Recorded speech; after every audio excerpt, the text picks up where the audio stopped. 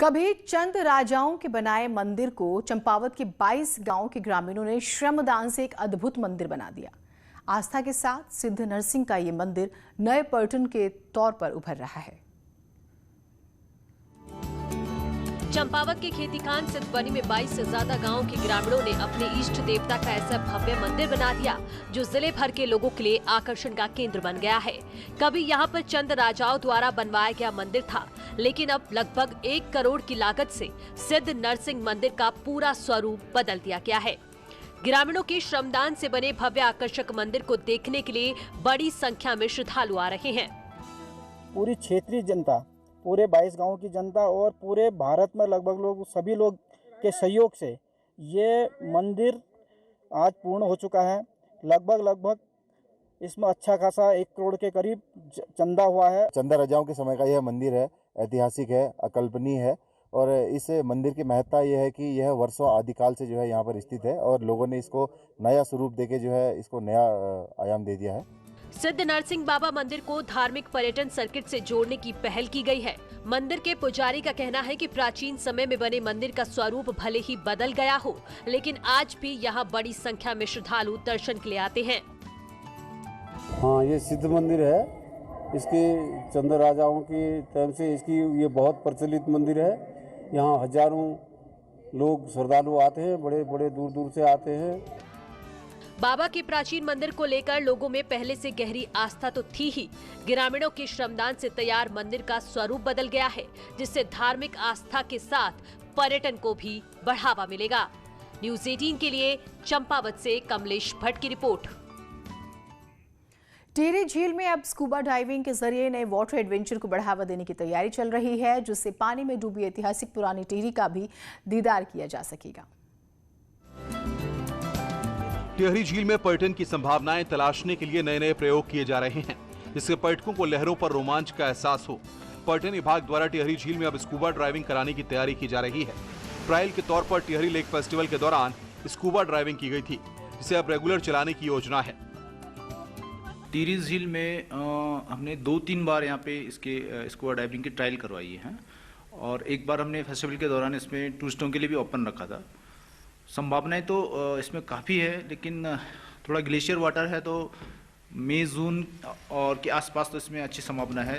Tehri dam के निर्माण के लिए ऐतिहासिक पुरानी टिहरी शहर को झील में डुबा दिया गया है, जिससे कई ऊंची इमारतें, राजा का महल और राज दरबार मौजूद थे। अभी भी झील का जलस्तर कम होने पर इन इमारतों के अवशेष देखने को मिलते हैं और स्कूबा ड्राइविंग के जरिए ऐतिहासिक पुरानी टिहरी शहर को पानी के अंदर देखा जा सकता है। वाटर स्पोर्ट्स की एक्टिविटी के साथ साथ में स्कूबा डाइविंग से लोग जो हमारा शहर डूबा हुआ है टिहरी का और यहाँ का महल है, यहाँ के पुराने खंडर हैं, तो इसको भी देखा जा सकता है इसकी जब इसकी ज़्यादा पोटेंशियल होगी। ऐतिहासिक बहुत सारी धरोहर भी है हमारी जो इस पानी के जलमग्न हो चुकी है, उनको भी देखने के लिए टूरिस्ट दूर दूर से आता है। तो अगर मुझे लगता है कि अगर ये योजना सफल हुई तो कहीं ना कहीं टिहरी झील पे 4 चांद और लगने के जरूर आसार रहेंगे। टिहरी झील में स्कूबा ड्राइविंग से वाटर एडवेंचर के शौकीनों को एक नया अनुभव मिलेगा।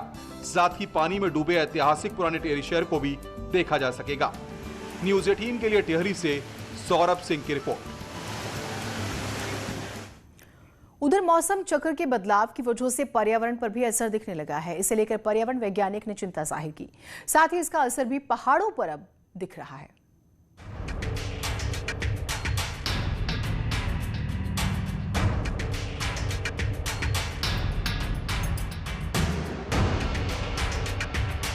पर्यावरण में परिवर्तन के साथ ही जैव विविधता में भी परिवर्तन हो रहा है। कुमाऊं विश्वविद्यालय की एक रिसर्च में खुलासा हुआ कि पहाड़ों पर टिम्बरलाइन कम हो रही है।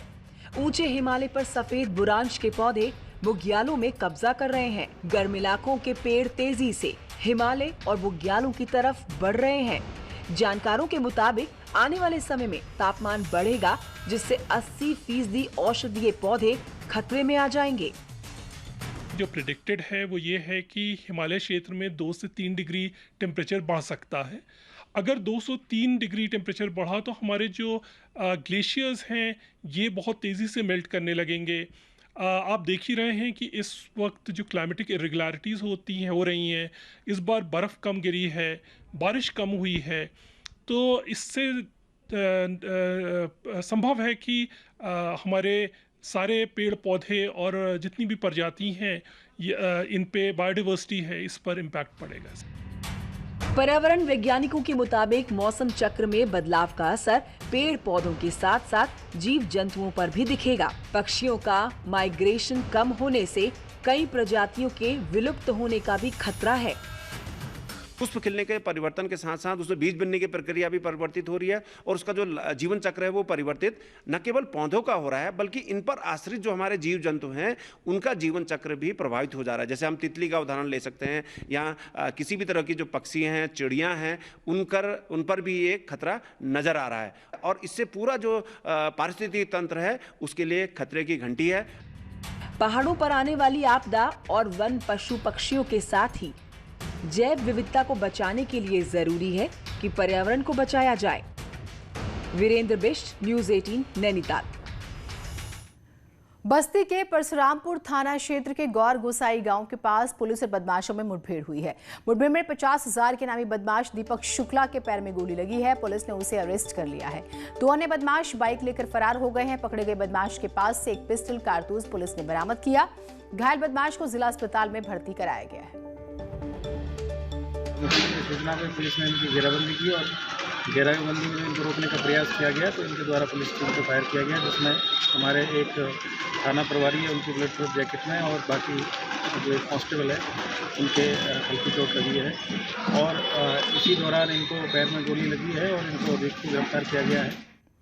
महोबा में मुस्लिम समुदाय के लोगों ने वसीम रिजवी के खिलाफ विरोध प्रदर्शन किया। वसीम रिजवी की याचिका से नाराज मुस्लिम समुदाय के लोगों ने राष्ट्रपति को ज्ञापन भेजा और वसीम रिजवी के खिलाफ एनएसए के तहत कार्रवाई की मांग की है। राष्ट्रपति महोदय से गुजारिश की गई है कि जिस पार्टी में है उसके प्राइम मिनिस्टर साहब को वो इस बारे में दबाव बनाए कि ऐसे शख्स को पार्टी से हटाया जाए। दूसरा, इसके खिलाफ कानूनी कार्रवाई के चूंकि ये भारत है और हमारे भारत का जो संविधान है उस संविधान ने सारे भारतीयों को, जितने भी धर्म के लोग यहाँ पर बसते हैं, हर धर्म को आज़ादी दी है कि वो अपने मजहब के मुताबिक ज़िंदगी गुजारें। अगर कोई किसी के मजहब की ग्रंथों पर, किताबों पर उंगली रखता है तो मैं समझता हूँ वो देश का सबसे बड़ा दुश्मन है और देश के दुश्मन की जो सजा होनी चाहिए वो हमारे महामुहिम राष्ट्रपति और प्रधानमंत्री महोदय तय करें।